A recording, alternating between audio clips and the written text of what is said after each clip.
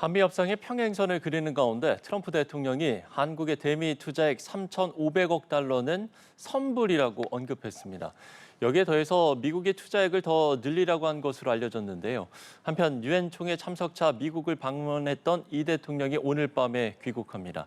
어떤 성과가 있었고 남은 과제는 무엇인지 봉영식 연세대 개건 교수와 함께 짚어보겠습니다. 교수님 안녕하십니까? 안녕하십니까. 네. 자, 이재명 대통령이 3박 5일간의 방미 일정을 마치고 귀국길에 올랐습니다. 이번 일정을 좀 보면 유엔 총회 기조 연설을 통해 엔드 이니셔티브를 제시를 했고 또 유엔 안보리 의장국 자격으로 공개 토의를 주재하기도 했습니다. 이번 이 방미 일정 좀 평가를 해주신다면요.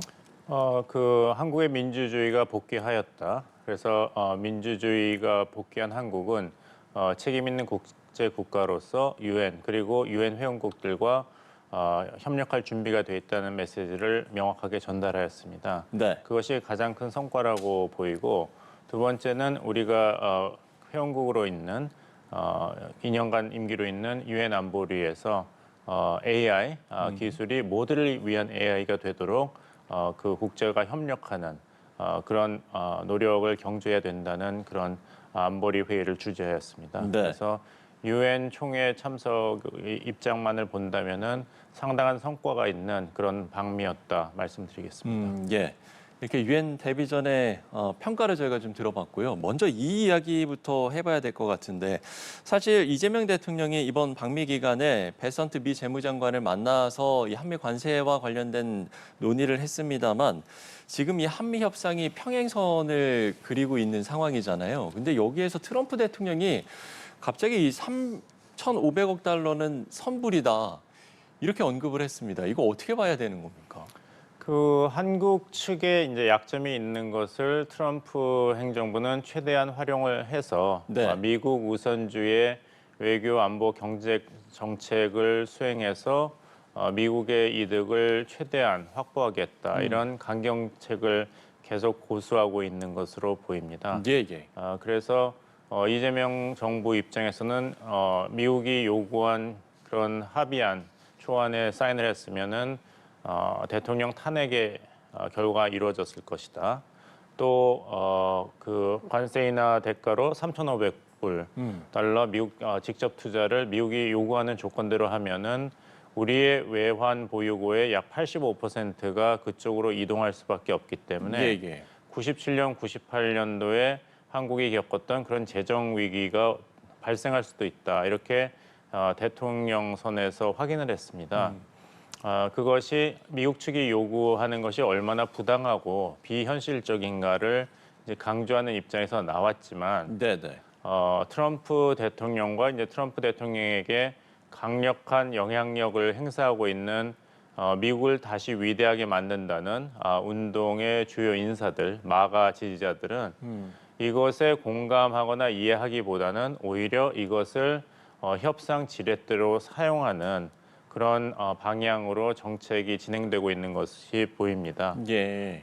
즉 이재명 대통령에 대한 이제 신뢰가 없다는 것이죠. 지난번 한미 정상회의에서 백악관 회동은 참 화기애애한 분위기에서 진행이 됐지만 기억하시겠습니다만 정상회담 2시간 전에 이제 트럼프 대통령이 SNS에 메시지를 네네. 올려서 한국에서 도대체 무슨 일이 일어나고 있는지 모르겠다. 숙청이냐 폭동이냐 얘기를 하고 겉으로 보기에는 이제 서로 오해가 소외된 것으로 보였지만 그 메시지가 어떻게 거기까지 도달했는가를 다시 되돌아서 분석을 해본다면 예.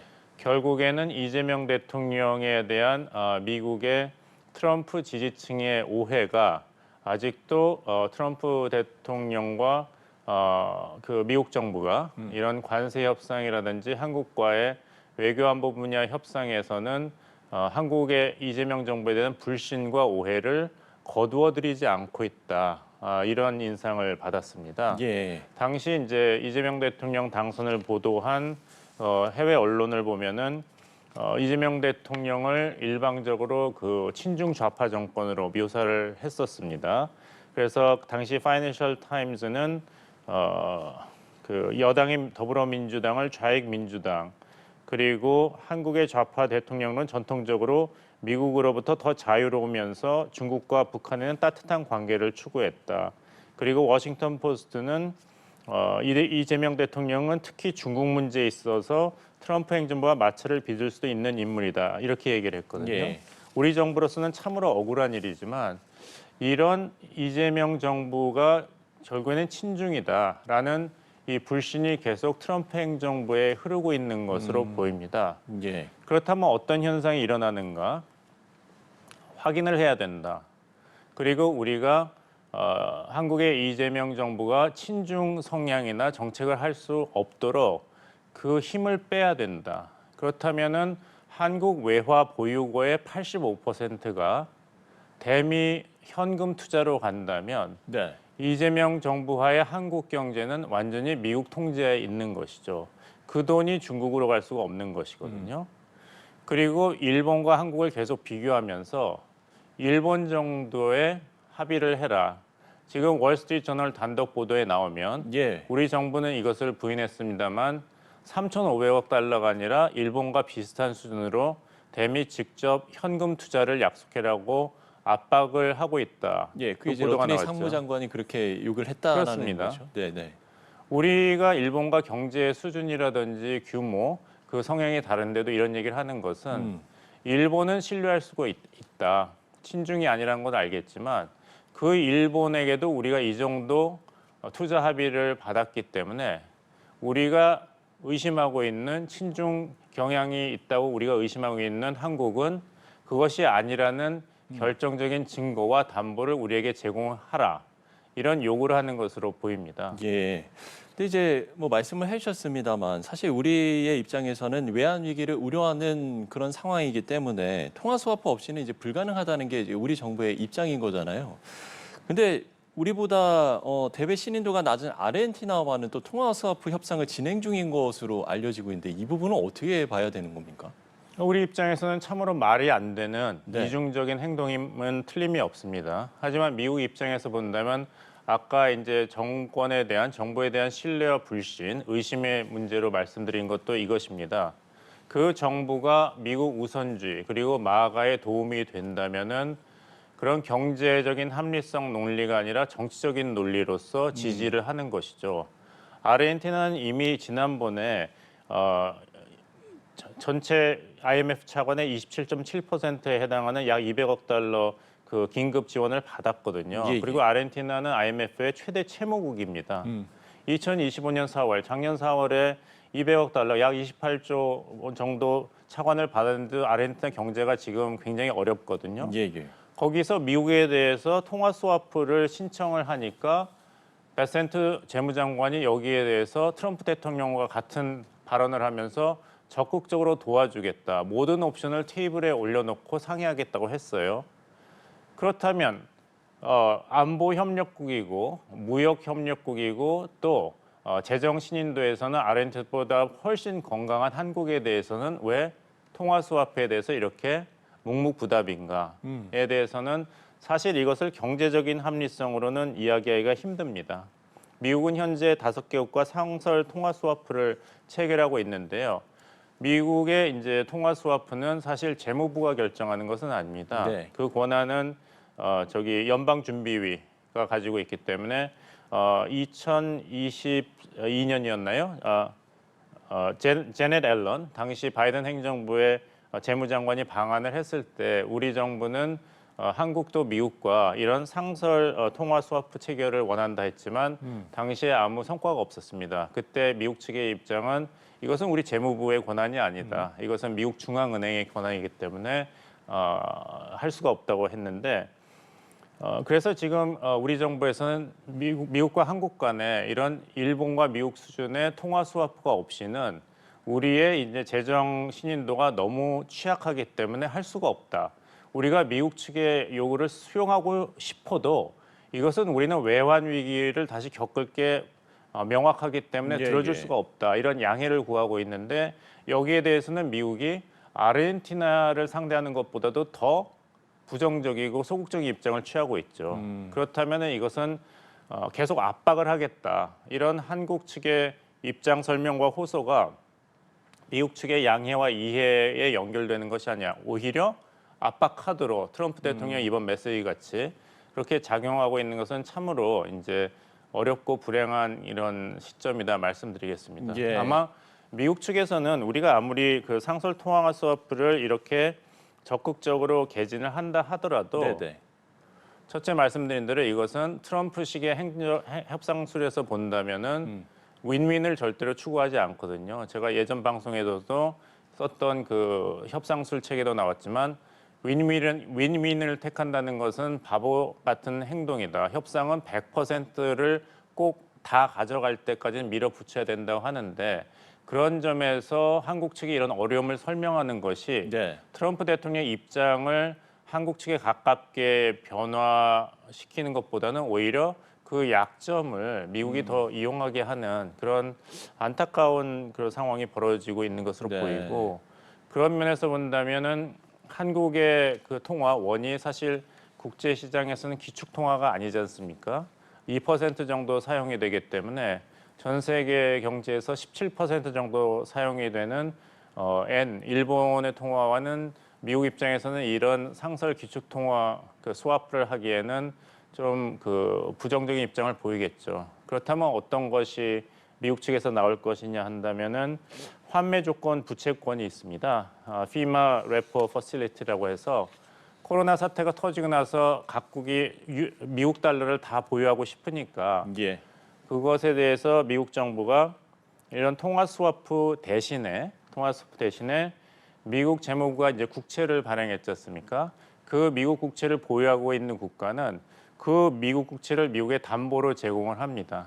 그 다음에 연 이자율 약 0.2%를 미국에 내면서 그걸 담보로 잡고 미국 달러를 가져와서 사용하는 것입니다. 그래서 상설 통화 스와프를 우리 정부가 요구하고 있지만 트럼프 행정부는 이런 말씀드린 여러 가지 이유로 그런 기축 통화에 대해서는 계속해서 굉장히 강한 태도를 보이면서 그것보다는 FEMA Repo Facility 환매 조건 부채권을 한국이 수용하라고 계속 나올 것으로 예상이 됩니다. 그렇게 된다면은 트럼프 행정부가 계속 지향하고 있는 미국의 달러를 강세를 유지하겠다. 그리고 미국의 국채 가치를 보호하겠다. 만약에 한국이 보유하고 있는 한국은 이제 외화 보유고로 친다면 세계 9위 정도입니다. 근데 그 대부분 90% 이상이 채권의 형태로 보유가 되고 있거든요. 네네. 그 미국 국채를 우리가 담보로 미국에게 주고 또 3,500억 달러를 미국에 투자를 한다면은 한국은 사실 미국 경제에 완전히 그 통제에 들어가게 되고 미국 국채의 가치는 계속 유지가 되고 또 미국 달러의 강세도 유지가 되고 한국과는 통화 스프레드를 체결하지 않아도 되니까 당분간은 트럼프 행정부에서는 이런 한국의 아무리 어려운 사정을 설명을 하더라도 네네. 그 굉장히 강경한 그런 입장을 고수할 것으로 예상이 됩니다. 예, 예. 지금 이제 교수님의 말씀을 들어봐도 미국의 속내가 어떤지 대충 좀 알 수 있을 것 같기도 하고 이 관세 협상이 참 난항을 계속 겪을 수밖에 없을 것 같기도 하고요. 그럼에도 이제 다음 달 에이펙 이제 정상회의를 계기로 한미 정상회담이 이뤄질 것으로 보이는데 여기가 이제 중요한 어떤 변곡점이 될 수도 있다 이런 관측들도 나오고 있어서요.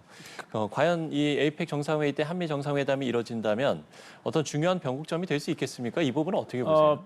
그 변곡점이 되기를 희망합니다. 이렇게 네. 대답을 드리는 수밖에 없겠네요. 아, 예, 예. 근데 또 에이펙 정상회담에서 미국의 초점은 중국과의 이런 전략적 대화 그리고 중국과 미국 간의 관세 전쟁에 대해서 어떻게 큰 빅딜을 이뤄내는 것이기 때문에 그 차원에서 만약 한국과의 관세 협상에 대해서 미국이 융통성을 보일 수 있는 그런 여지가 생긴다면은 트럼프 대통령의 입장이 좀 변화가 있을 수가 있습니다. 왜냐하면 예. 이제 트럼프 대통령은 한국의 대통령도 아니고 일본의 총리도 아니고 미국의 대통령이고 그리고 역대 어느 미국 대통령보다도 동맹국이라든지 협력국과의 이런 다자주의적인 협력보다는 단기적이고 확실한 미국의 이익을 절대적으로 확보하는 것을 추구하는 대통령이니까 결국에 가서는 이런 윈윈을 초점을 맞춘 설득보다는 그렇게 하면은 당신의 미국이 손해를 보게 된다. 아. 명확하게. 네네. 그리고 트럼프 행정부가 제일 중요한 타겟으로 삼고 있는 중국 견제에 큰 구멍이 생긴다. 이런 점을 강조하면서 한국을 이렇게 괴롭히는 것이 마가 운동에 치명적인 타격이 된다는 것을 설득하는 것이 중요합니다. 네. 그러니까 미국의 이익이 안 된다 이렇게 설득하는 것이 중요하다 이렇게 이야기를 굉장히 해주셨습니다. 어려운 문제죠. 네, 그렇군요.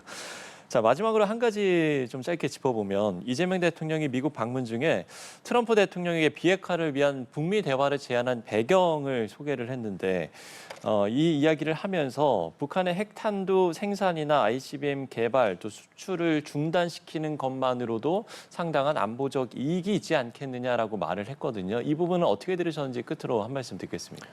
이것도 마찬가지로 우리가 우리의 대북 정책 그리고 북한 비핵화 정책에 대해서 미국의 협력을 얻기 위해서는 이것이 한국에 도움이 된다는 것으로는 트럼프 행정부를 설득하기는 부족합니다. 미국 네네. 우선주의이기 때문에 따라서 이재명 대통령께서 강조하신 것은 북한이 조금 있으면 미국 전역을 타격할 수 있는 핵 미사일 능력을 보유하게 될 것이다. 시간 문제다. 따라서 북핵 문제에 대해서 미국이 직접적이고 적극적으로 나서서 가시적인 성과를 이루는 것이 중요하다. 즉 이것은 한국과 한반도 지역에서의 안보 이익만을 위한 것이 아니라 미국의 국가 안보의 결정적인 것이기 때문에 적극적으로 나서야 된다. 이 지정학적인 리스크가 한반도에만 국한된 것이 아니라 미국 본토까지 포함된 것이라는 것을 강조한 것입니다. 그래서 이런 면에서는 우리가 페이스메이커가 되고 미국이 피스메이커가 되라는 메시지를 전달했지만 그것을 좀 더 구체적으로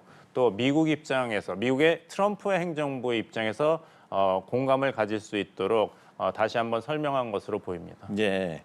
그러니까 뭐 지금 이제 종합해 보면 경제 분야뿐만 아니라 안보 분야에서도 결국에는 이제 이런 사안들이 미국에 도움이 안 된다. 이 부분을 설득하는 게 중요하다. 네, 그렇습니다. 이 말씀을 해주셨습니다.